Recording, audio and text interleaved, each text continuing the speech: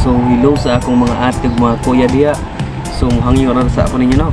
So palihog ko paki-follow, paki-subscribe sa akong YouTube channel Visayas Vlog TV. So ako diay ay bago ra mo himog kanan YouTube channel. So maora ni ako hangyo ninyo no nga mo follow ta o mo subscribe ta sa atong mga channel sa page Facebook page sa atong YouTube. So karon di ay ang hangyo na ko ninyo once nga mo improve ang atong effort dinhi sa atong pag-vlog no. So dili lang kay akong self ug ang akong pamilya ko tabangan pati pod ang mga nangyahanglan og tabang. So kung binigyan man tayo ng biyaya po ng ating Panginoon po dahil po sa ating pag-effort dito sa vlog po, so hindi lang po natin po ibahagi po sa ating sarili at ating pamilya, ay ibahagi din po natin po sa ating kababayang Pilipino po na mahihirap po. So yan lang po at suggest ko po sa inyo po nga tulungan din po nyo yung mga taong mahihirap po tsaka po yung may mga kapansanan po.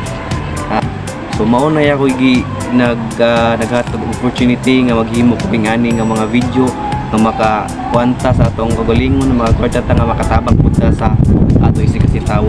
So mauna ako hangin yung mga ate mga kuya no. So malihog ko nga tatabangan ko ninyo og tabangan tapod ta mo. So maunang paki-follow, paki-subscribe sa akong YouTube channel. So mo shout out dai tagaron sa atong mga kailang mga vlogger no nga dire sa Tacloban sa Northern Leyte. Shout out ko sa dire sa taga Tacloban nga mga vlogger ang kawawang nila lang o kanang Spider-Man nga taga dire. Shout out ko ninyo og sa tanang mga vlogger dire sa Tacloban. Shout out ko og mao gyapon sa Northern Leyte dinhi sa sakop sa mga Visayas. Shout out ko sa og dito pa sa laing mga lugar Ilaboy Tapang, Awit. Shout out po ko sa inyo at saka po kay Sir Wamus Cruz. Shout out po at saka sa iba po ng mga vlogger nga di ko pa po kilala at mga kaana. Shout out po kay.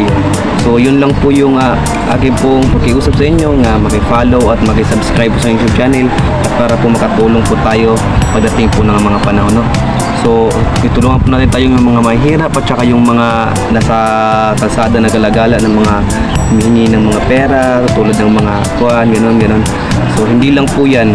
So tumutulong din po tayo sa mga buro barangay in case magkaroon po tayo ng pera po para pitulong po sa mga mahirap. So yan po yung sinasabi ko, hindi lang po ako sa salita kundi po gagawin ko po talaga pag in case po nga tulungan nyo po ako nagkaroon po ng pera po nga para po makasahod dito po sa ating YouTube channel po. Sa paghihirap po makasahod po tayo at makatulong po tayo sa ating kapwa po Pilipino nga mahirap. So yun lang po, thank you po at God bless po sa inyo mga kuya, mga ate. Goodbye po.